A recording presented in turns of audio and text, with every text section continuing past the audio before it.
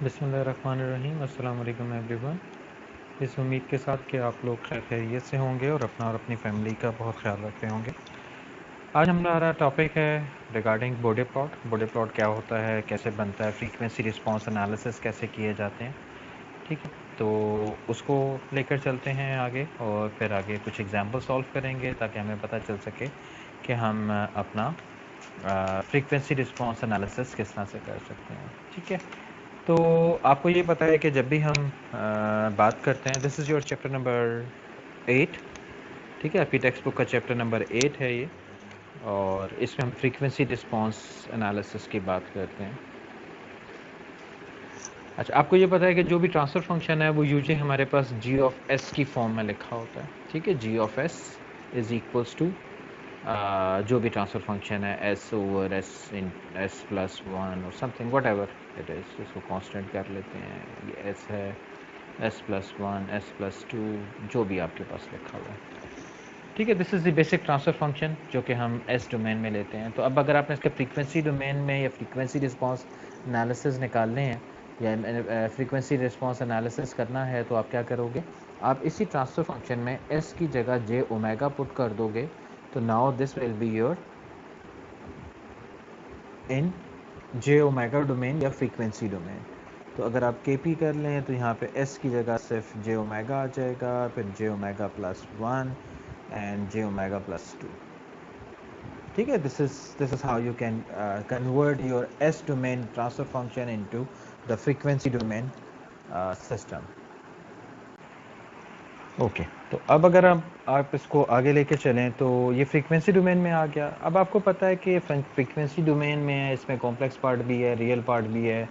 तो अगर आप इसको देखें तो इसको सिंप्लीफाई करें तो आपके पास रियल पार्ट और इमेजिनरी पार्ट दो किस्म की चीज़ें आ जाती हैं। और आपको पता है कि जब भी मैं इमेजिनरी और रियल की बात करते हैं तो उसमें एक चीज़ होती है जिसको आप मैग्नीट्यूड का नाम देते हैं, दूसरी चीज़ होती है जिसको आप फेज़ या फाई का नाम देते हैं, जो एंगल होता है। ठीक है, अब एंगल अगर आप कहें तो जिसमें आपको पता है angle is tangent inverse of the imaginary part and then real part.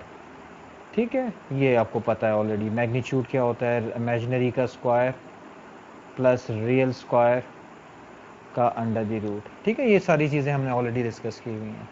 लेकिन अब हम इससे थोड़ी सी फ्रूटफुल या अपनी जो है वो मतलब की कुछ इन्फॉर्मेशन एक्सट्रैक्ट करना चाहते हैं। तो अब जाहिर है कि इसमें ओमेगा की बेस पर आपका सिस्टम मौजूद है, ओमेगा के हिसाब से ये चेंज हो रहा है। तो अगर आप इसको देखो तो ओमेगा के हिसाब से अगर चेंज हो रहा है तो ज़ाहिर मैग्नीट्यूड भी ओमेगा का फंक्शन बन जाएगा, फाई जैसे फेज भी ओमेगा का फंक्शन बन जाएगा। तो जब आप ओमेगा के फंक्शन के हिसाब से अपने फेस और बाकी चीज़ों को प्लॉट करेंगे, ठीक है, तो उसको हम फ्रीक्वेंसी डोमेन एनालिसिस या फ्रीक्वेंसी एनालिसिस का नाम देते हैं। ठीक है, अब ये एक डिफरेंट तरह के हो सकते हैं, डिफरेंट प्लॉट्स आपके पास अवेलेबल हैं। ठीक है, एक तो आप मतलब पहले से ही जानते हैं जिसको हम बॉडी प्लॉट के नाम देते हैं। बॉडी प्लॉट क्या होता है, आपके पास एक मैग्नीट्यूड है, ठीक है, मैग्नीट्यूड का प्लॉट है और एक फाई का प्लॉट है। ठीक है, दो किस्म के प्लॉट्स होते हैं as a function of omega, यानी कि ओमेगा आपके पास मौजूद है, यहाँ पर आपके पास जो है वो कोई फेज़ जो भी आपके पास सिस्टम का मौजूद है ओवरऑल फेस, और इसी तरह से जो भी overall magnitude as a function of omega आप ड्रॉ कर दें तो आपको एक इन्फॉर्मेशन, एक सेट ऑफ इन्फॉर्मेशन मिल जाता है। इसको हम बॉडी प्लॉट कहते हैं। इसी तरह से कुछ और तरीके भी हो सकते हैं जिसमें आप मैग्नीट्यूड और फेस को एक दूसरे की रिस्पेक्ट से ड्रॉ कर सकते हैं। पोलर प्लॉट का नाम आप लोगों ने सुना होगा, पोलर या नेक्वेस्ट प्लॉट। ठीक है, ये भी आपके पास से कुछ प्लॉट्स होते हैं। इसी तरह से लॉग निकल्स प्लॉट होते हैं। ठीक है, लेकिन ज़्यादातर जो है वो हम लोग बॉडी प्लॉट के ऊपर एम्फेसाइज करते हैं, उससे ज़्यादा अच्छे तरीके से हम जो है वो अंडरस्टैंड करते हैं या उसके ऊपर जो है वो ज़्यादा हमारे पास इंफॉर्मेशन मौजूद होती है। ओके, तो अभी मैं आपको लोगों को अभी हम जो है वो आगे चल के बात करेंगे कि बॉडी प्लॉट बनाया कैसे चल जाता है। आपने ऑलरेडी इसको पढ़ा हुआ है, आप लोगों को पता है कैसे बनाया जाता है। तो मैं थोड़ा सा क्विकली आप लोगों को रिवाइज करते हुए अपने अगले टॉपिक की तरफ जाने की कोशिश करूँगा।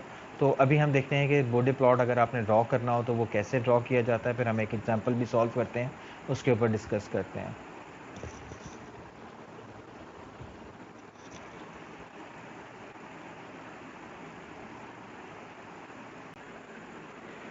अगर आपके पास कोई भी एक ट्रांसफर फंक्शन लिखा हो, ठीक है, कोई भी एक transfer function G of S, उसके जो पॉसिबल फैक्टर्स हो सकते हैं, अगर आप किसी भी ट्रांसफर फंक्शन की बात कर रहे हो तो उसके जो पॉसिबल फैक्टर्स हो सकते हैं वो कौन कौन से हो सकते हैं। अगर मैं इनको फैक्टर्स की फॉर्म में डिवाइड करूँ तो कोई कांस्टेंट गेन हो सकता है के, ठीक है। फिर लीनियर टर्म हो सकती क्या कहते हैं, लीनियर टर्म क्या है, या बल्कि आपके पास इंटीग्रेटर या डिफरेंशिएटर, यानी कि जे ओमेगा की फॉर्म में, या वो न्यूमरेटर में होगा या वो डिनोमिनेटर में होगा।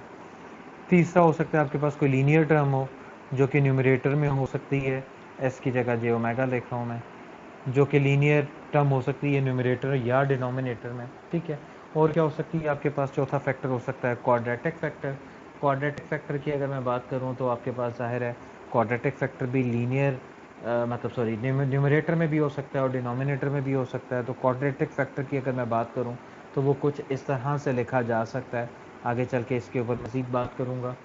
जे ओमेगा ओवर ओमेगा एन, ठीक है, नेचुरल फ्रीक्वेंसी जो ओमेगा एन होती है वो, plus J omega over omega N का स्क्वायर, ठीक है, होल स्क्वायर,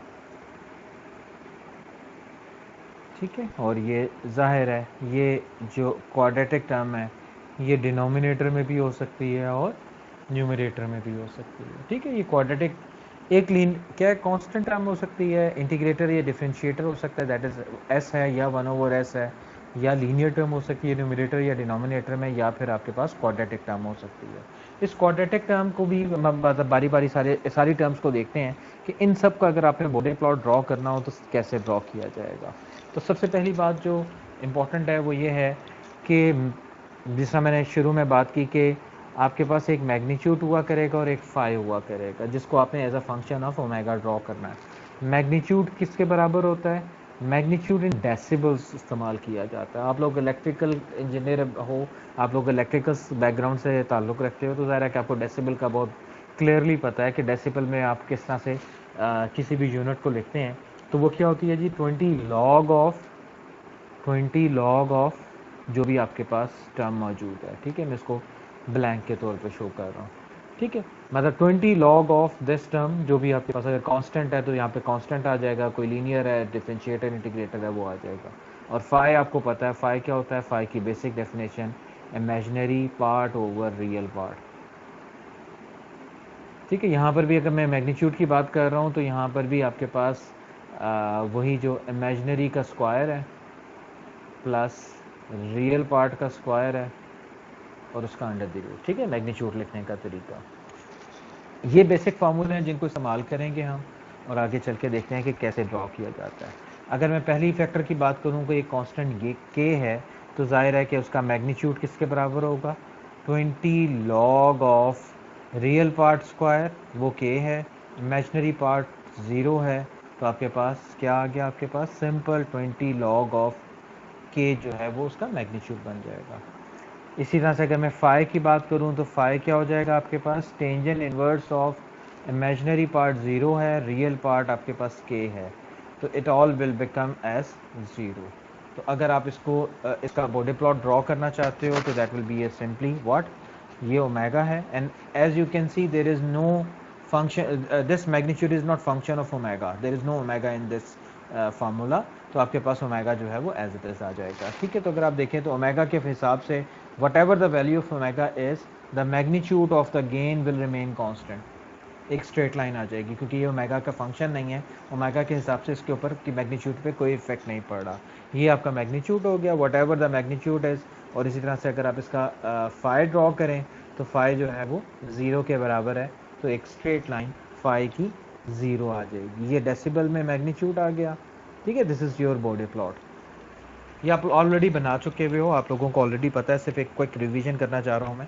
इसी तरह से अगर मैं बात करूँ सेकंड फैक्टर की, मतलब अगर आपके पास एस है, मतलब अगर आपके पास कोई भी ट्रांसफ़र फंक्शन है उसमें एस की टर्म मौजूद है, तो उसको अगर आप देखें तो इसका फैक्टर जो है वो क्या बन जाएगा, जे ओमेगा। अब ये प्लस माइनस यानी कि न्यूमरेटर या डिनोमिनेटर दोनों में हो सकती है, ठीक है।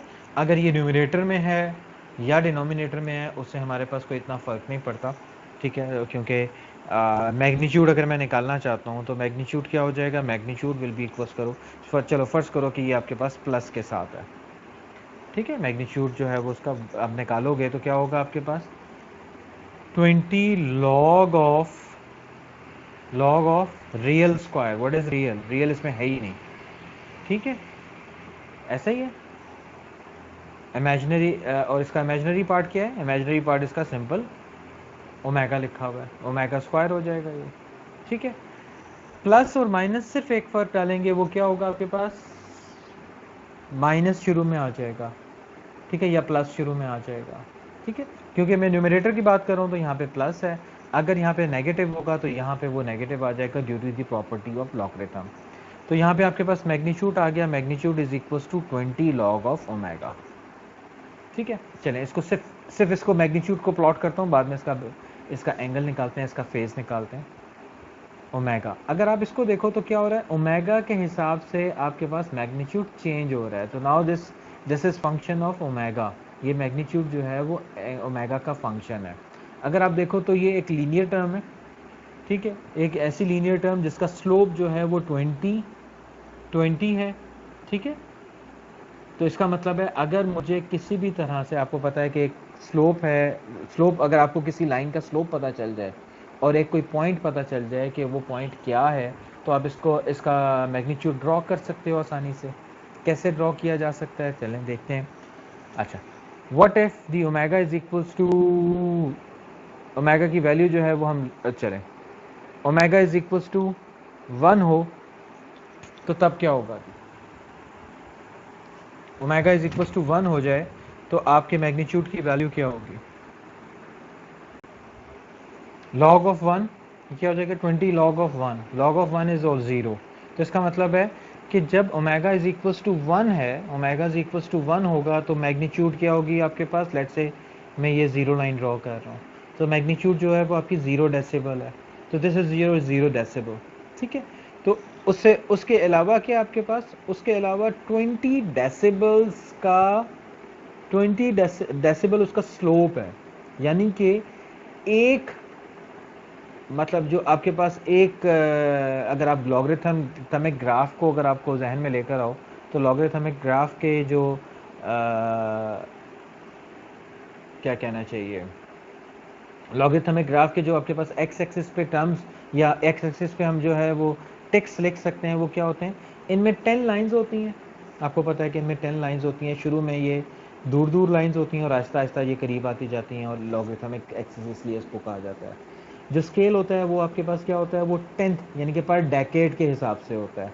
तो एक डेकेड का मतलब क्या है कि 10, यहाँ से आपके पास इसकी एक पावर चेंज होकर 10⁻0 हो जाएगी, विच इज़ इक्वल्स टू 0। अगला जो बड़ा बॉक्स आएगा वो आपके पास क्या होगा? वो आपके पास 10⁻1 होगा, यानी कि एक डेकेड आपकी पूरी वैल्यू चेंज हो जाएगी। इसी तरह से आगे जाओगे तो 10⁻2 पे चले जाओगे, यानी कि 100 हो जाएगा। तो ये आपके पास इसलिए लॉगरिथमिक स्केल जो है वो लीनियर स्केल से डिफरेंट होता है। I hope you have seen this logarithmic paper, और लॉग पेपर आपको पता है कि कैसे इस्तेमाल होता है, क्या कैसे उसका तरीक़ाकार है। एनीवे, तो आपके पास जो है वो ये लॉगरिथमिक स्केल पे आपने ड्रॉ किया एक्स एक्सिस, वाई एक्सिस आपके पास मौजूद है। मुझे ये पता चला कि जब आपके पास ओमेगा की वैल्यू 1 है तो उस वक्त आपका मैग्नीट्यूड जो है वो 0 के बराबर है। वो मैग्नीट्यूड 0 के बराबर आपने एक पॉइंट आ गया। उसके अलावा आपको क्या पता है कि पर डेकेड आपका स्लोप जो है वो 20 है, ठीक है। अगर आपके पास कोई, मतलब आपके ये न्यूमरेटर वाली टर्म है, पॉजिटिव के साथ टर्म है, तो इसका मतलब है नेक्स्ट डेकेड के बाद आपका स्लोप जो है वो कितना चेंज हो जाएगा? 20 डेसिबल इंक्रीज हो जाएगा। यानी कि यहाँ पे 0 है तो अगले डेकेड पे ये 20 डेसिबल हो जाएगा। अगर मैं इससे पीछे की बात करूं तो एक डेकेड पहले इसका स्लोप कितना हो जाएगा? -20 डेसिबल हो जाएगा, ठीक है। तो 20 डेसिबल और -20 डेसिबल, यहाँ पे आप इसको पूरा एक लाइन ड्रॉ कर सकते हो, ठीक है, स्लोप के हिसाब से। तो this shows what? This shows the slope that is 20 decibel पर डेकेड। डेकेड मैंने आपको बता दिया कि आपके पास जो लीनियर स्केल, जो आपके पास एक्स एक्सिस के ऊपर स्केल है, उसकी यहाँ से लेकर यहाँ तक की वैल्यू के दरमियान चेंज जो भी आ रहा है, ठीक है, this is known as the per decade. तो एक डेकेड पे आपकी जो वेरिएशन आ रही है वो आपके सामने यहाँ पर आ जाती है, ठीक है। This is known as the slope per change in per decade. एक डेकेड पूरा चेंज होगा तो तब आपका मैग्नीट्यूड कितना चेंज होगा, ठीक है। यहाँ पे क्लियर हो गई बात। तो ओमेगा इज इक्वल टू 1 रख के मैंने जो है वो मैग्नीट्यूड एक पॉइंट लोकेट कर लिया और फिर इसका मैंने प्लॉट ड्रॉ कर दिया। इसी तरह से अगर मैं फाई की बात करूं तो फाई आपके पास क्या है, phi is equal to tangent inverse of imaginary, imaginary part इसका आपके पास ओमेगा है और रियल पार्ट इसका ज़ीरो है, ठीक है, there is no real part in this term. तो इसका मतलब है ये क्या हो गया, टेंजेंट इनवर्स दिस, तो कितनी वैल्यू आ जाएगी आपके पास, एंगल 90 आ गया।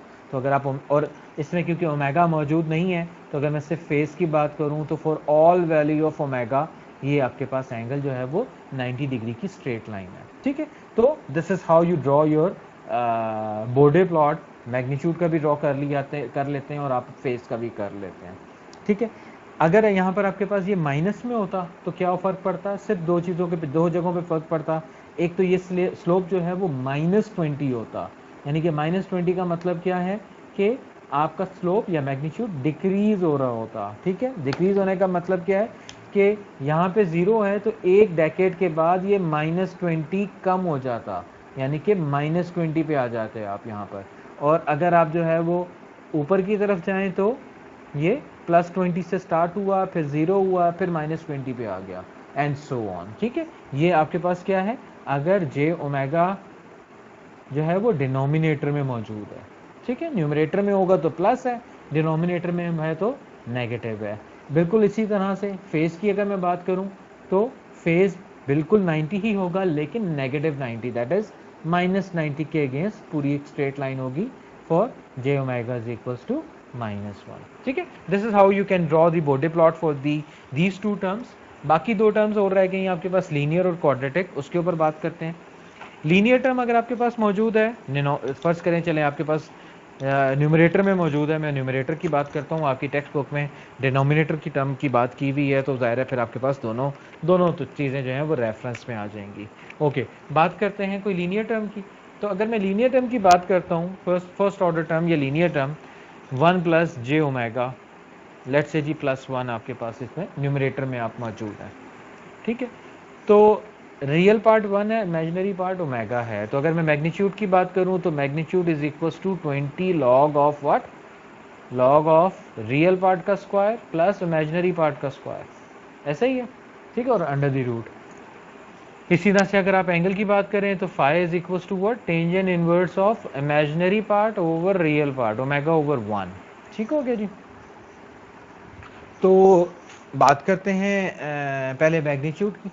तो मैग्नीट्यूड में अगर आप देखें तो अब ये थोड़ा सा एक मतलब इसको डिफरेंट तरीके से हैंडल करना पड़ेगा। वो डिफरेंट तरीके से हैंडल क्या करना पड़ेगा, देयर आर 2 कंडीशंस।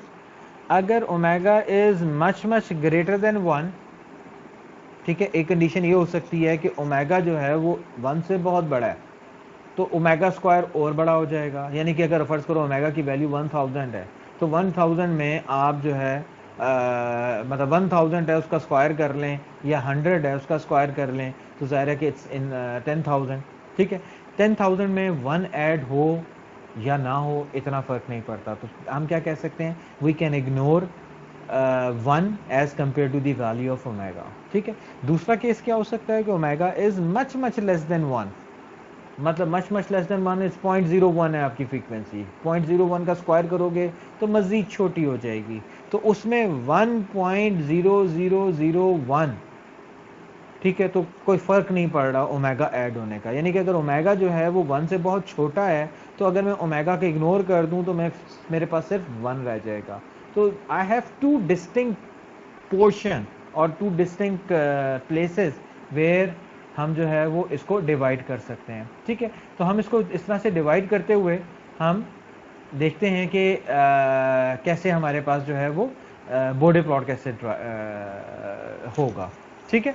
तो बोर्डे प्लॉट ड्रॉ करने के लिए मैंने पहले कंडीशन लगाई, omega is much greater then 1, omega is much greater then 1 का मतलब क्या हो जाएगा आपके पास कि हम 1 को इग्नोर कर रहे हैं। तो जब मैं 1 को इग्नोर कर दूंगा तो मेरे पास आ जाएगा 20 log ऑफ ओमेगा, ठीक है। तो अब आप देखो टर्म क्या थी, लीनियर टर्म थी, वो कन्वर्ट होगी किस में, आपके एक और मतलब जो हमारा डिफरेंशियल है, डेरिवेटिव या इंटीग्रल, उसमें कन्वर्ट होगी।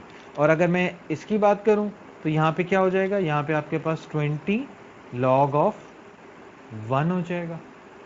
ठीक है, मतलब क्या किया मैंने, ओमेगा को इग्नोर कर दिया, 1 रह गया, तो 20 log ऑफ 1 यानी कि मैग्नीट्यूड 0 हो गया। तो अब मेरे पास दो डिस्टिंक्ट प्लेसेस आ गई, दो डिस्टिंक्ट पॉइंट्स आ गए कि ओमेगा, ठीक है, ओमेगा जब 1 से बहुत छोटा है, ठीक है, when omega is much much less than 1, तो आपके पास क्या बन रही है, एक रीजन बन गया जहाँ पर क्या है, उसका मैग्नीट्यूड 0 है।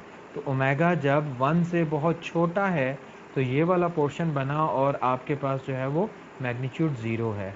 ओमेगा जब 1 से बड़ा हुआ, मतलब काफ़ी बड़ा हुआ, तो हमारे पास क्या हुआ, हमारे पास एक स्लोप आ गया 20 डेसिबल के स्लोप के, 20 डेसिबल पर डेकेड के स्लोप के हिसाब से आपकी एक लाइन ड्रॉ हो जाएगी। ठीक है, सही है जी। अच्छा, ये जो फ्रीक्वेंसी है जहाँ पे ये बिहेवियर चेंज हो रहा है, that frequency is known as the corner frequency. ठीक है, इसको हम कॉर्नर फ्रीक्वेंसी का नाम देते हैं, ये कॉर्नर फ्रीक्वेंसी है। ठीक है, omega is equals to omega corner, मतलब एक कॉर्नर फ्रीक्वेंसी है जिससे पहले एक बिहेवियर है और उसके बाद एक और बिहेवियर है। ठीक है, तो this is known as the corner frequency. ये हमें जो है वो खुद निकालना पड़ा करेगी। कैसे निकालेंगे, एक एग्जांपल से आपको इसको एक्सप्लेन करूंगा। तो आपके पास जो है वो मैग्नीट्यूड का प्लॉट हो गया बाय यूजिंग दिस एजम्पशन के आई नो के, ये इसको हम कहते हैं एसिम्प्टोटिक बॉडी प्लॉट। इसमें आई नो कि यहाँ इस पोर्शन में मैग्नीट्यूड की वेरिएशन ज़्यादा होगी, मतलब ये नहीं है कि स्ट्रेट लाइन के तौर पर ऐसे जाएगा, ज़ाहिर है कि कर्व होगा, कोई वैल्यूज़ होंगी, लेकिन हमारे बेसिक एनालिसिस के लिए we can use this without any confusion, without any problem. ठीक हो गया जी, ओके। उसके बाद हम देखते हैं इसका फेज़। इसका फेज़ अगर आप देखें तो फेज़ तो ज़ाहिर है कि जैसे हमने निकाला ओमेगा, तो उसमें क्या है, आप डिफरेंट ओमेगा की वैल्यूज़ को प्लॉट करते जाएं, मतलब डिफरेंट ओमेगा की वैल्यू को इंसर्ट करते जाएं, तो आपका इसमें जो है वो प्लॉट आता जाएगा। अब वो डिफरेंट वैल्यूज़ ओमेगा की क्या हो सकती हैं, वो मतलब आप क्या कर सकते हैं, डिफरेंट वैल्यूज़ लेकर, फॉर एग्ज़ाम्पल अगर ओमेगा जो है वो फ़र्ज़ करो 45 डिग्रीज़ है, omega is equals to 45, omega is equals to 90, sorry, omega is equals to, omega की वैल्यू आपके पास, अच्छा सॉरी, ओमेगा की वैल्यू 1 रख लें। ओमेगा की वैल्यू 1 रखी तो आपके पास जो है वो एक वैल्यू आ जाएगी फाई की। ओमेगा की वैल्यू 1 हो तो फाई कितना आ रहा है आपके पास, चलें यहाँ पे मैं टेबल बना देता हूँ आपको। ये ओमेगा है, ये फाई है। ओमेगा की वैल्यू आपने 1 रखी तो आपके पास जो है वो फाई की वैल्यू क्या आ जाएगी, 1। Tangent inverse of 1 is 90 degree, 90 degree 45 degree, 45 degree. ठीक है,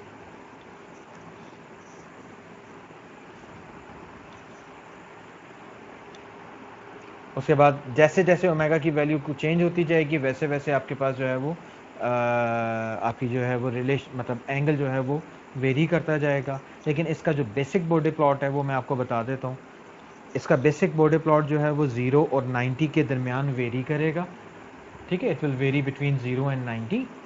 और जो ओमेगा इज इक्वल्स टू 1 है वहाँ पर इसका मैग्नीट्यूड होगा, क्या कहते हैं, 45 डिग्री पे जो मैग्नीट्यूड बन रहा है आपके पास, this will contain this 45 degree angle. ठीक है, ओमेगा इज इक्वल्स टू 1 पे। और उसके अलावा जो वेरिएशन है वो मोर और लेस कुछ इस तरह की है। अब इसमें ओमेगा इज इक्वल्स टू 1 पे आपकी वैल्यू 45 है। ठीक है, उसके बाद तकरीबन 10th ऑफ ओमेगा, मतलब ये आ गया आपके पास ओमेगा इज इक्वल्स टू 1, ये ओमेगा इज इक्वल्स टू 10। ठीक है, 10 तक शायद वैल्यू चेंज होती है, ओमेगा 100 हो जाता है जब। ठीक है, 10 is to power 1 of omega, 10 is to power 2 of omega. तो यहाँ पर आपके पास जो है वो ये कर्व स्ट्रेट हो जाता है। ठीक है, बाकी वेरिएशन होती है लेकिन बहुत थोड़ी होती है। बिल्कुल इसी तरह का कर्व जो है वो इस साइड पर है। लेकिन आप कैसे निकाल सकते हो, ओमेगा की डिफरेंट वैल्यूज़ पुट करके आप निकाल सकते हो। ओमेगा की वैल्यू 1 रख के आपके पास मैग्नीट्यूड आ जाएगा। ओमेगा की वैल्यू आपने 10 रखी तो 10 की जगह ओमेगा की जगह 10 रखा तो टेंजेंट इनवर्स ऑफ 10, ठीक है, 10 डिग्री आपको पास जो है वो एक एंगल आ जाएगा, you will have the value of that angle. फिर ओमेगा की वैल्यू 100 रख के आप जो है वो अपना एंगल निकाल लोगे, ठीक है, 100/1 tangent inverse of 100 is some value जो आप कैलकुलेटर से निकाल लोगे। इसी तरह से दूसरी साइड पे चले जाएं तो 0.1, ठीक है, ओमेगा की वैल्यू 0.1 हो तो तब क्या एंगल होगा, उसकी वैल्यू आ जाएगी। ओमेगा का एंगल 0.01 हो तो तब उसकी क्या वैल्यू होगी, वो आपके पास आ जाएगी, ठीक है। तो इन मतलब 6 वैल्यूज़, 5 या 6 वैल्यूज़ से आपका ये पूरा जो है वो फेज़ एंगल या फेज़ प्लॉट जो है वो आसानी से ड्रॉ किया जा सकता है, ठीक है। और अगर ज़ाहिर है कि डिनोमिनेटर की बात करोगे आप तो आपके पास क्या होगा, ये -20 होगा और इसी तरह से एंगल जो है वो बिल्कुल इसी तरह का रिवर्स में आ जाएगा, ठीक है। फेज जो है वो बिल्कुल प्लॉट जो है वो रिवर्स में होगा बिटवीन,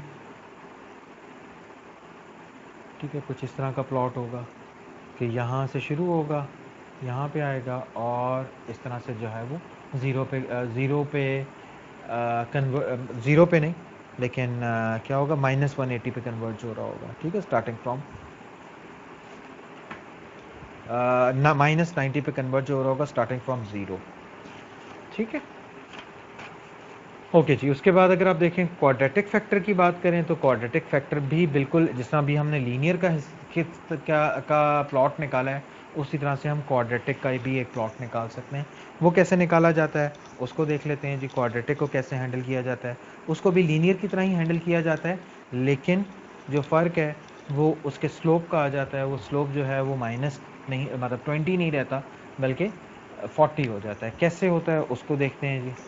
फर्स्ट करें कि आपके पास जो लीनियर क्वाड्रेटिक टर्म लिखी हुई है वो है 1 + 2 ज़ीटा।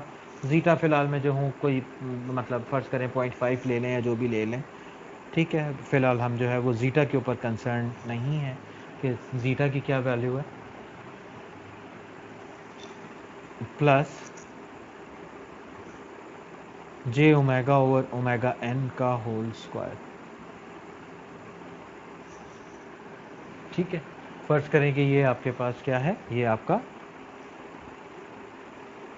+1 यानी कि आपकी क्वाड्रेटिक टर्म है जो न्यूमरेटर में पड़ी हुई है। अगर आप देखें तो इसका रियल पार्ट क्या है, इसका रियल पार्ट एक ये टर्म है और एक ये टर्म है रियल पार्ट। इसका इमेजनरी पार्ट क्या है, इसका इमेजनरी पार्ट ये है, ठीक है। अगर मैं मैग्नीट्यूड की बात करूं तो मैग्नीट्यूड आप इसका बड़े आराम से निकाल सकते हैं। मैग्नीट्यूड इज़ गिवन बाय वही 20 log ऑफ रियल का स्क्वायर प्लस इमेजनरी का स्क्वायर। तो रियल की बात करूं तो रियल आपके पास लिखा हुआ है 1/ω² over omega square ⍵n² plus जो इमेजनरी पार्ट है that is given as 2 zeta ω/ω_n का होल स्क्वायर, ठीक हो गया जी। ओके अच्छा, अब आप देखें तो यहाँ पर भी आपके पास जो है जो केसेस बन रहे हैं वो भी दो बड़े डिफरेंट किस्म के केसेस हैं। वो क्या केसेस हैं जी, उसके ऊपर बात कर लेते हैं कि अगर ओमेगा जो है omega is much much less than omega N, एक ये केस हो सकता है, एक omega is much much greater than omega N. ये दो केसेस हैं, इन दो केसेस में दो डिफरेंट किस्म का बिहेवियर मौजूद है, ठीक है। तो अगर मैं इन दो केसेस की बारी बारी बात करूं तो आपके पास दो तरह का दो डिफरेंट बिहेवियर्स क्या हैं कि अगर ओमेगा जो है वो बहुत बड़ा है ओमेगा एन से तो omega divided by omega N, ठीक है। मतलब फ़र्ज़ करो ओमेगा 100 है और ओमेगा एन 1 है तो 100 का स्क्वायर जो है वो 10,000 हो गया, 1 नीचे रह गया। तो 10,000 डिवाइडेड बाय 1 या 10, ज़ाहिर इतना बड़ा फ़र्क नहीं पड़ता। तो इसका मतलब है आई कैन इग्नोर दिस,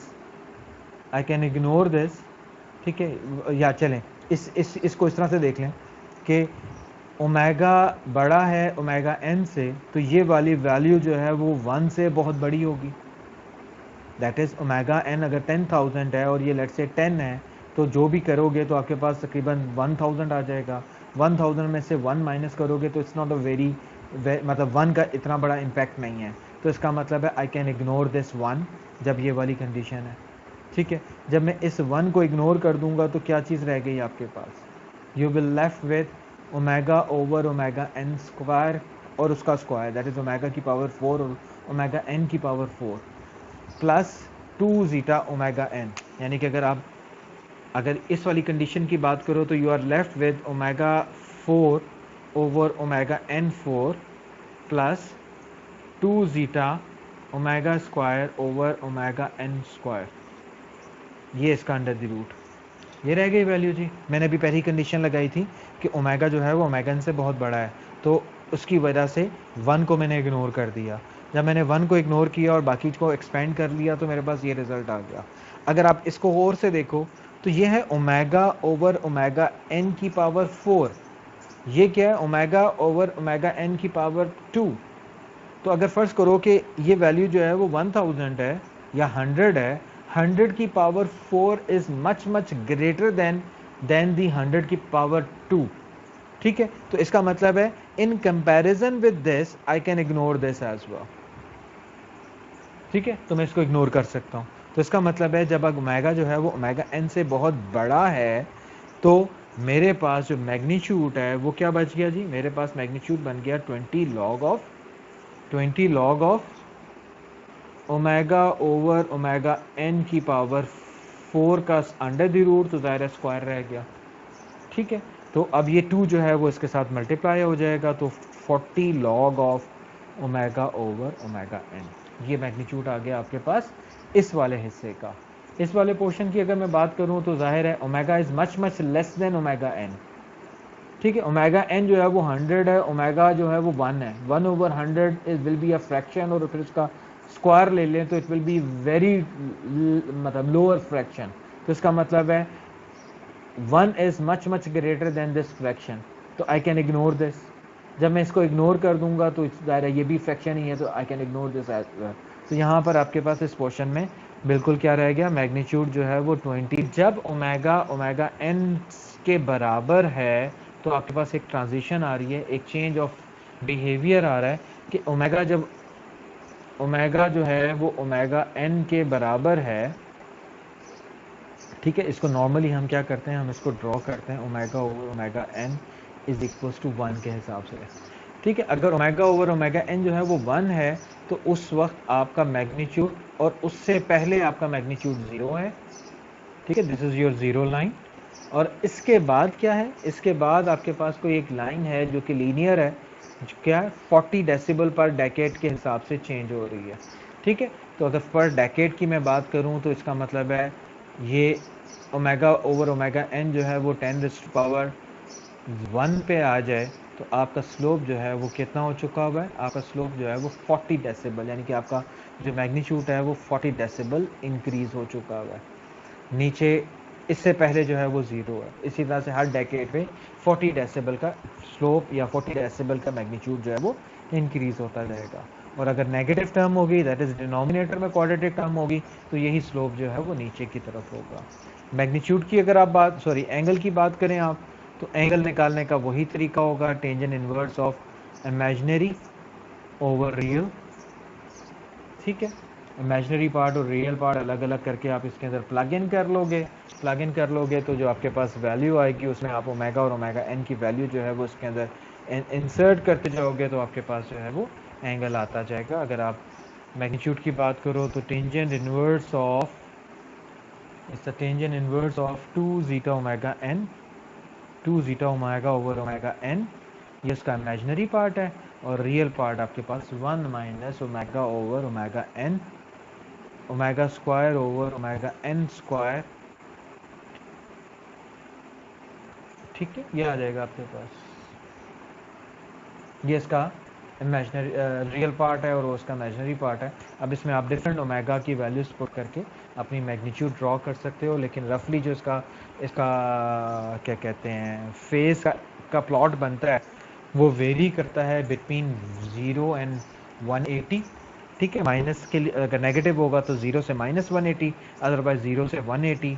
ठीक है, और इसकी जो पीक वैल्यू या मैक्सिमम वैल्यू आपको मिलती है जो आपका ब्रेक कॉर्नर फ्रीक्वेंसी पे आपकी इसकी वैल्यू आती है वो -90 या +90 होती है। ठीक है, उसके लिहाज से इसका मैग्नीट्यूड एंगल प्लॉट किया जा सकता है। ठीक है, अगर मैं इसका एंगल ड्रॉ करूं तो फेजर फेज एंगल ड्रॉ करूँ तो ये आपके पास ओमेगा ओवर ओमेगा एन जब 1 है तो यू आर एट 90 डिग्री। ठीक है, तो आपके पास जो प्लॉट बनेगा, this is your 90, this is your 180, this is your 0। तो जो प्लॉट बनेगा वो कुछ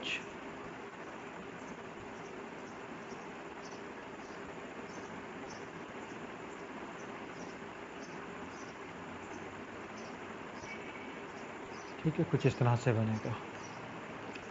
ठीक है, okay, this is how you draw your क्या कहते हैं बॉडी प्लॉट। ये जो बॉडी प्लॉट मैंने ड्रॉ किया है ये इंडिविजुअल टर्म्स का बॉडी प्लॉट ड्रॉ किया है। जब आपने कंबाइन कंप्लीट सिस्टम का ड्रॉ करना होगा तो आप क्या करोगे, इन तमाम सिस्टम्स को ऐड अप कर लोगे, ये तमाम सिस्टम आपस में ऐड ऑन हो जाएंगे और ऐड होके एडिटिव जो भी आपके पास टोटल प्लॉट आएगा वो उसके सम के बराबर होगा। ठीक है, मैं एक एग्जांपल आपके साथ यहाँ पे सॉल्व करने लगा हूँ। उस एग्जाम्पल से आपको अंदाज़ा होगा कि आप जो है वो पूरे सिस्टम का बॉडी प्लॉट कैसे ड्रॉ करते हैं। ठीक है, कुछ इंपॉर्टेंट टिप्स हैं, कुछ इंपॉर्टेंट पॉइंट्स हैं जो अक्सर स्टूडेंट जो हैं वो भूल जाते हैं या मिक्सअप कर जाते हैं, तो उनको हमें एड्रेस करना पड़ेगा कि कैसे उससे आप जो है वो बचेंगे या कैसे आप उसको जो है वो इंश्योर करेंगे कि आप वो वाली गलती ना करें। बॉडी प्लॉट ड्रॉ करना कोई मुश्किल काम नहीं है, आसान काम है, इतने कोई इसमें प्रॉब्लम नहीं आती। ठीक है, लेट्स टॉक अबाउट कि बॉडी प्लॉट कैसे ड्रॉ किया जाता है। फर्ज करो कि एक एग्जांपल है आपकी बुक की, उस एग्जांपल में लिखा हुआ है कि आपके पास 10 है, ओमेगा प्लस 1 है, जे ओमेगा प्लस 1। ठीक है, J omega into J omega plus 2 into quadratic term J omega square plus J omega plus. ठीक है जी, ये आपके पास एक सिस्टम लिखा हुआ है, इसका हमें इस सिस्टम को बॉडी प्लॉट ड्रॉ करना है। तो सबसे पहला स्टेप होगा इसको स्टैंडर्ड फॉर्म में कन्वर्ट करना। सबसे पहले आपने इसको स्टैंडर्ड फॉर्म में कन्वर्ट करना है। स्टैंडर्ड फॉर्म क्या है, do take care of that standard form जो भी हमने माइंडेड हमें बॉडी प्लॉट ड्रॉ करने के सिर्फ वही स्टैंडर्ड फॉर्म पता है जो हमने अभी ऑलरेडी ड्रॉ की है, जिसमें आपके पास जे ओमेगा प्लस 1 था। ठीक है, तो मतलब प्लस 1 होना जो है वो स्टैंडर्ड फॉर्म को रिप्रेजेंट करता है। ठीक है, अगर आपके पास ये वाला 1 नहीं है जिस तरह के यहाँ पर है तो you have to make it 1। Similarly जो क्वाड्रेटिक टर्म है उस क्वाड्रेटिक टर्म में ये वाली जो कांस्टेंट टर्म है वो 1 होना ज़रूरी है। अगर ये 1 नहीं है तो you have to make it 1। कैसे 1 किया जाएगा उसको देख लें। तो पहले आपने यहाँ पे 10 लिखा हुआ है, ये आपके पास स्टैंडर्ड फॉर्म में लिखी हुई है तो you need not to worry about it. J omega भी स्टैंडर्ड फॉर्म में लिखा हुआ है तो इट्स ओके। लेकिन ये अगली जो टर्म है वो स्टैंडर्ड फॉर्म में नहीं है, उसके लिए मैंने 2 कॉमन निकाला तो आपके पास जे ओमेगा प्लस 1 आ गया। ठीक है, उसके बाद इसी तरह से क्वाड्रेटिक टर्म भी जो है वो स्टैंडर्ड फॉर्म में नहीं है, उसमें भी 2 जो है वो मौजूद है तो मैंने 2 उसके अंदर से भी कॉमन ले लिया। तो बाकी आपके पास, अच्छा जब 2 कॉमन लोगे तो ज़ाहिर है कि ये यहाँ पे डिवाइडेड बाय 2 आ जाएगा। यहाँ पे भी आपके पास 2 कॉमन लिया तो आपके पास जे ओमेगा, ये क्या है जी आपके पास माइनस ओमेगा स्क्वायर बाय 2। ठीक है, 2 कॉमन लिया आपने, plus J omega by 2 plus 1। ठीक हो गया। ठीक है, तो this is how you can convert your system into standard form.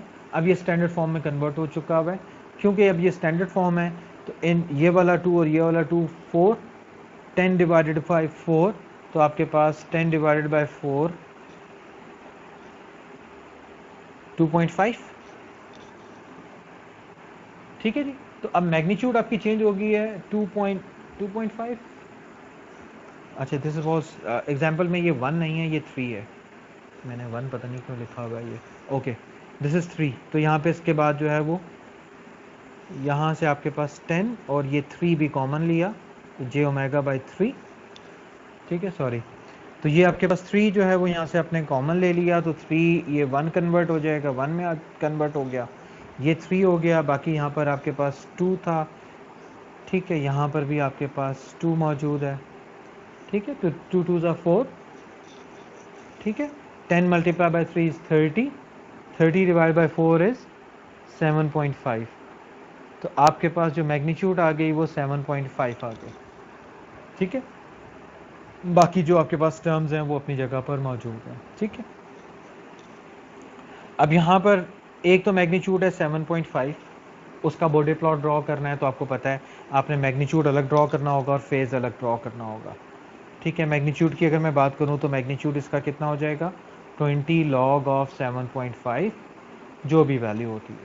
ठीक है, क्या वैल्यू होती है जी, चलें मैं देख लेता हूँ उसकी वैल्यू क्या होती है। 20 log ऑफ 7.5 जो है वो बराबर होता है तकरीबन 18 point something, if I am not taking it wrong.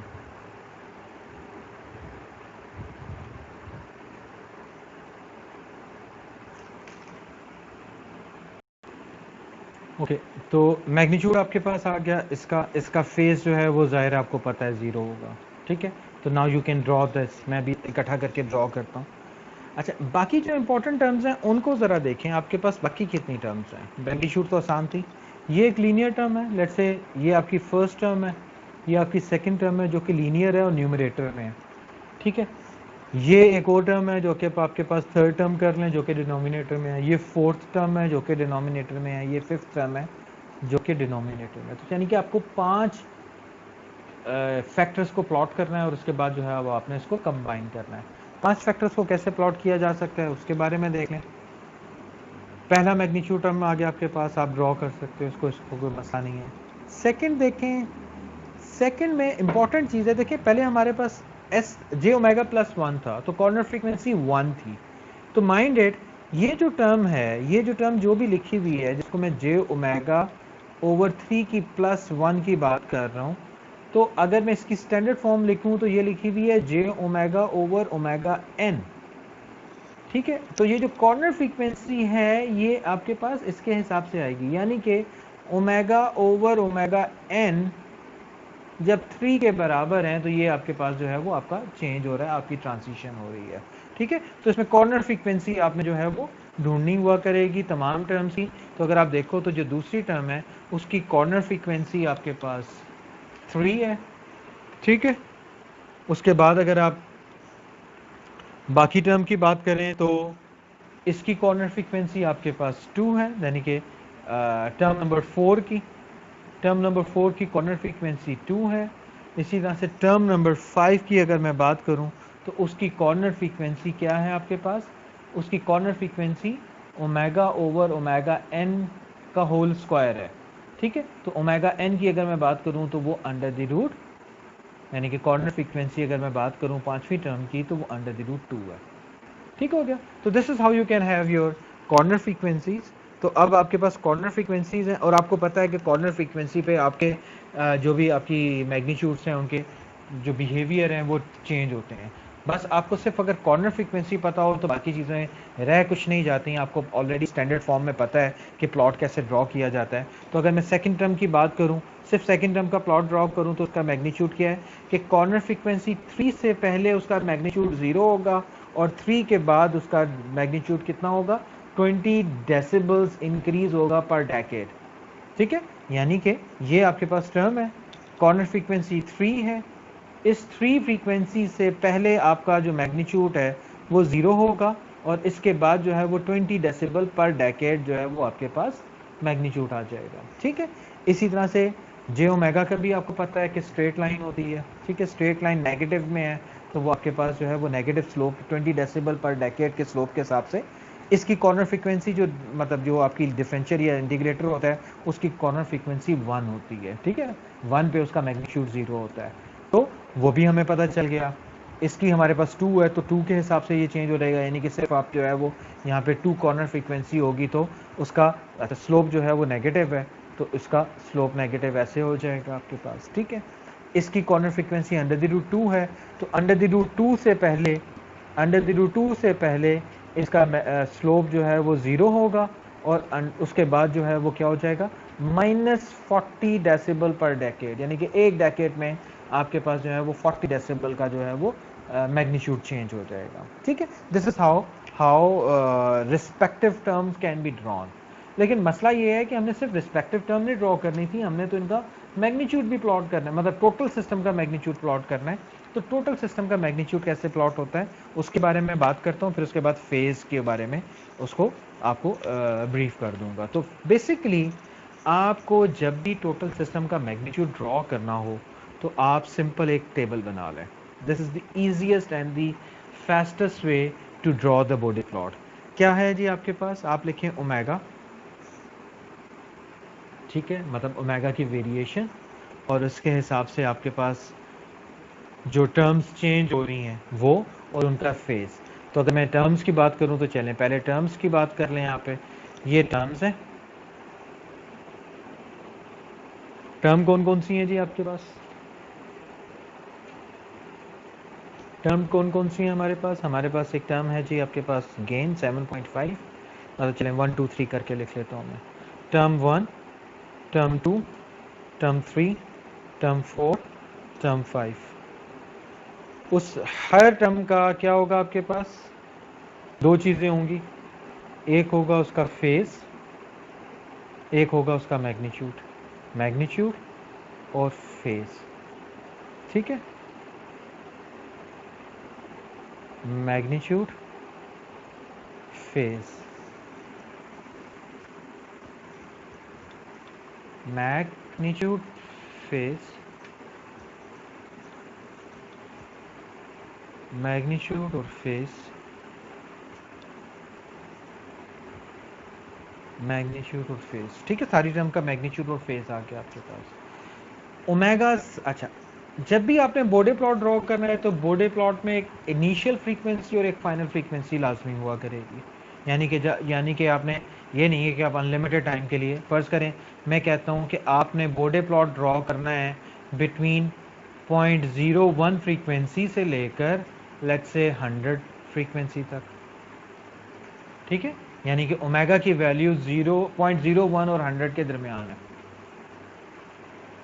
ठीक है। अगर आपकी वैल्यू जो है वो 0.01 और 100 के दरमियान है तो आप उसके हिसाब से अपना फेज ड्रॉ करेंगे, ठीक है, अपना पूरा प्लॉट ड्रॉ करेंगे। तो सबसे पहले जो ओमेगा होगी वो आपकी पहली कॉर्नर फ्रीक्वेंसी होगी, पहली एंड फ्रीक्वेंसी, टर्मिनल फ्रीक्वेंसी जिसको आप कह सकते हो।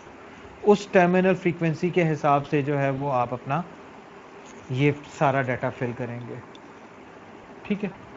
फिर अच्छा, पहली स्टार्टिंग वैल्यू और उसके बाद जो नेक्स्ट स्टार्टिंग चेंज आना है वो आपकी पहली कॉर्नर फ्रीक्वेंसी पे आना है। माइंड इट, आपके पास कॉर्नर फ्रीक्वेंसीज कौन कौन सी हैं, एक आपके पास 2 है, एक आपके पास 3 है, एक √2 है और एक इस वाली की 1 है, ठीक है। तो 1 तक के लिए अगर बीच में कोई और कॉर्नर फ्रीक्वेंसी नहीं आ रही तो जो भी मिनिमम कॉर्नर फ्रीक्वेंसी है उस वक्त तक, उससे लेकर जो आपकी जो भी स्टार्टिंग में फ्रीक्वेंसी है उस तक जो है वो आपका प्लॉट का बिहेवियर चेंज नहीं होगा। This is the point where your plot behaviour will be changing, your plot behaviour will be changing on each corner frequency, ठीक है। यहां पर आ जाएं हम। अच्छा, ये वाली चीज़ ज़ाहिर है कि आप अपने अगर ग्राफिकली कर रहे हैं तो ग्राफिकली भी ऐड करना आसान मतलब हो सकता है, लेकिन टेबल के थ्रू जो है वो गलती के चांसेस कम हो जाते हैं। दूसरी कॉर्नर फ्रीक्वेंसी 100√2 है, दैट इज 1 पॉइंट समथिंग 1.3 शायद होता है, ठीक है। तो 100√2 आपके पास आ गया, ये आ गया। उसके बाद तीसरी कॉर्नर फ्रीक्वेंसी आपके पास जो है वो 2 के बराबर है, चौथी कॉर्नर फ्रीक्वेंसी आपके पास 3 के बराबर है, ठीक है। अब 3 से लेकर जो आखिरी वैल्यू है आपकी उस वक्त तक का बिहेवियर मोरलेस, मतलब मोरलेस क्या सेम ही रहेगा, फर्क नहीं पड़ेगा। लेकिन अगर आप चाहो तो आप इसके अंदर मतलब फर्ज करो 10 कर लो, फिर 100 कर लो, इट्स अप टू यू, ठीक है। तो अब आपके रिस्पेक्टिव मैग्नीट्यूड की बात कर लें। जो पहली टर्म है वो गेन है, it is not dependent upon any of this, तो मैग्नीट्यूड विल रिमेन जो भी कांस्टेंट है, के मैं लिख रहा हूँ, ठीक है, वो 18 था या 18 पॉइंट समथिंग है, जो भी है, ठीक है, वो कांस्टेंट रहेगा, it is not changing at all. Phi it is 0 for all the term, ठीक हो गया। सेकेंड टर्म की अगर मैं बात करूं तो सेकेंड टर्म आपके पास कौन सी है, पहली linear term with the corner frequency this, तो क्योंकि कॉर्नर फ्रीक्वेंसी उसकी 3 है तो इसका मतलब है उस कॉर्नर फ्रीक्वेंसी से पहले तक सारा मैग्नीट्यूड 0 होगा, ठीक है। इवन उस corner frequency omega equals to omega 3 तक मैग्नीट्यूड 0 है। इसके बाद जो भी फर्स्ट डेकेड आएगा, इसका पहला डेकेड क्या होगा, 3 के बाद 10 वैल्यूज। चलें फर्स्ट डेकेड की अगर मैं बात करूं तो इसके फर्स्ट डेकेड पे इसकी वैल्यू कितनी हो जाएगी, इसकी वैल्यू 20 डेसिबल हो जाएगी, 30 पे 20 डेसिबल होगी, 300 पे 40 डेसिबल होगी। ठीक है, तो आप जो है वो यहाँ की वैल्यू निकाल सकते हो आराम से। चाहो तो आप अपने इसमें जो है वो फर्स्ट डेकेड की वैल्यू आप खुद ऐड कर लो और उसके बाद स्ट्रेट लाइन ड्रॉ कर सकते हो आप। ठीक है, ये लेकिन आप प्लॉट के ऊपर जो है वो वैल्यू ऐड कर सकते हो और इसके ऊपर आपके प्लॉट से ही आपके पास जो है वो इसको एग्जैक्ट वैल्यू भी निकाल सकते हो बाय यूजिंग योर कैलकुलेटर। ठीक हो गया जी। फाई की वैल्यू अगर आप बात करें तो फाई जो है वो लीनियर टर्म का जो है वो आपको पता है कि कॉर्नर फ्रीक्वेंसी पे उसकी 45 वैल्यू होती है, क्योंकि ये पॉजिटिव है तो ये प्लस 45 होगा। उसके अलावा जो है वो वैल्यूज़ आपके पास जो है वो इस पे शायद तकरीबन 0 के करीब होगी। इसी तरह से आगे आगे आप चले जाएंगे, ये भी बहुत दूर है तो ये भी तकरीबन मोरलेस कितने 90 के करीब करीब होगी, 89 हो जाएगी, 88 हो जाएगी। ठीक है, तो ये रफली ये वैल्यू होगी। बाकी वैल्यूज़ आपकी जो है वो यहाँ पर आप निकाल सकते हो डिफरेंट ओमेगा पे उसकी क्या वैल्यूज़ आ रही है। नहीं भी निकालो तो रफली ग्राफ ड्रॉ हो जाता है। तीसरी वाली वैल्यू जो है वो ये है, तीसरी वाली वैल्यू में आपके पास जो मैग्नीट्यूड है डिनोमिनेटर में है तो आपको पता है ये -90 होगी थ्रू आउट। ठीक है, कांस्टेंट के पास क्या है, कॉर्नर फ्रीक्वेंसी 1, इसकी कॉर्नर फ्रीक्वेंसी 1 पे इसकी मैग्नीट्यूड 0 होगी। उससे पहले जो मतलब डेकेड है, इससे पहले का डेकेड 0.1 होगा, उस पे इसका वैल्यू कितनी हो जाएगी, +20 हो जाएगी। और इससे पहले अगर एक और डेकेड, क्योंकि ये दो डेकेड है तो इसका मतलब है ये -40 डेसिबल की वैल्यू है। ठीक है, ये सारी वैल्यू मैं कहाँ से निकाल रहा हूँ, ये सारी वैल्यूज जो है वो मैं निकाल रहा हूँ बाय यूजिंग दी स्टैंडर्ड जो भी मेरे पास जो है वो मैंने भी थोड़ी देर पहले आप लोगों से प्लॉट डिस्कस किए हैं। उसके बाद जो पहला डेकेड आएगा इसका 0 से लेकर 100 तक 2 डेकेड्स होते हैं, तो 2 डेकेड्स का मतलब हो गया ये 40 है। दरमियान में वैल्यूज़ क्या हैं, ज़ाहिर है आप स्ट्रेट लाइन ड्रॉ करके वो ऐड कर सकते हो, अदरवाइज आप कैलकुलेटर से वो वैल्यू भी निकाल सकते हो। फोर्थ टर्म का मैग्नीट्यूड बिल्कुल उसी तरह से ही होगा जो आपके फर्स्ट टर्म का है, सॉरी कौन सी टर्म का जी, सेकंड टर्म का जी। सेकंड और फोर्थ का मोरलेस सेम ही होगा, सिर्फ कॉर्नर फ्रीक्वेंसी डिफरेंट है। इसकी कॉर्नर फ्रीक्वेंसी जो है वो 2 है तो यहाँ तक 0 है मैग्नीट्यूड, इसके बाद -20 पर डेकेड के हिसाब से वेरिएशन आ जाएगी, तो आप उसके हिसाब से लाइन ड्रॉ कर सकते हैं। फेज़ इसी तरह से यहाँ पर आपके पास -45 डिग्री होगा। ठीक है, बाकी यहाँ पे तकरीबन ये -90 के पास होगा और ये तकरीबन 0 के पास,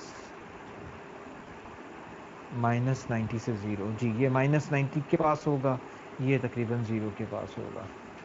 ठीक है, पांचवी टर्म की इसी तरह से आप मैग्नीट्यूड निकाल सकते हो। पांचवी टर्म की मैग्नीट्यूड कॉर्नर फ्रीक्वेंसी आपके पास √2 है, √2 तक आपके मैग्नीट्यूड 0 है। उसके बाद जो √2 के बाद पहला डेकेड आएगा, माइंड पहले डेकेड की बात कर रहा हूँ, तो डेकेड जो आएगा वो -40 होगा एंड सो ऑन। ठीक है, इसी तरह से फाई की वैल्यू आप जो है वो रिस्पेक्टिवली निकाल सकते हो। अब अगर आपने ये टेबल बना लिया, इस टेबल को बनाने में बहुत ज़्यादा टाइम नहीं लगता। ठीक है, अगर आपने प्रैक्टिस की हुई हो तो बड़े आसानी से बन जाता है। इस टेबल को बना लेने के बाद आपको क्या करना है, अगर आपने टोटल ग्राफ निकालना है पूरे सिस्टम का, तो आप अपनी तमाम फ्रीक्वेंसी पे मैग्नीट्यूड ऐड कर दें, एंगल ऐड कर लें, मैग्नीट्यूड ऐड कर लें, तो आपके पास टोटल हर फ्रीक्वेंसी पॉइंट पर आपके मैग्नीट्यूड्स और आपके एंगल्स आ जाएंगे। ठीक है, अगर मैं सिर्फ मैग्नीट्यूड की बात करूं तो टोटल मैग्नीट्यूड अगर आपने ड्रॉ करना है तो आप क्या कर सकते हो, आपके पास जो है वो बाकी कोई सिस्टम का प्लॉट करने की ज़रूरत नहीं है। आपने लगाया यहाँ पे ये ओमेगा की वैल्यू 0.01, आपने देखा 0.01 पे मैग्नीट्यूड का टोटल कितना आ रहा है इस टेबल में, टोटल सम किया, वहाँ पर एक आपने पॉइंट ड्रॉ कर दिया जो भी आपके पास पॉइंट बना। फिर इसी तरह से आपने जो है वो 1 की फ्रीक्वेंसी, फिर √2 की फ्रीक्वेंसी, फिर 2 आ गया आपके पास, फिर 3 आ गया आपके पास, फिर 100 आ गया। तो अब आप क्या कर रहे हो, अब आप इसके रिस्पेक्टिव सारे मैग्नीट्यूड्स जो है वो ऐड करके वहाँ पे लाइन ड्रॉ कर दोगे, जो भी लाइन बन रही है, और उसके बाद उन पॉइंट्स को जो है वो कंबाइन कर दोगे, मतलब मिला दोगे, तो आपका कंप्लीट बॉडी प्लॉट ड्रॉ हो जाएगा। ठीक है, तो this is how you can draw your complete body plot. इसी तरह से आप जो है वो फेज का भी बॉडी प्लॉट ड्रॉ कर सकते हैं बाय यूजिंग दिस टेबल। ठीक है, इसमें कोई कन्फ्यूजन हो तो आप मुझसे पूछ लीजिएगा। बस अब आपका जो है वो एक आखिरी लेक्चर रह गया, इसके बाद जो है वो हमारा मतलब छोटा सा लेक्चर रह गया है, आखिरी लेक्चर है तकरीबन, ज़्यादा टाइम का नहीं होगा, तो उसको करके हम जो है वो अपना कोर्स इंशाल्लाह कंक्लूड करते हैं अपने एक छोटे से लेक्चर के बाद। Thank you very much.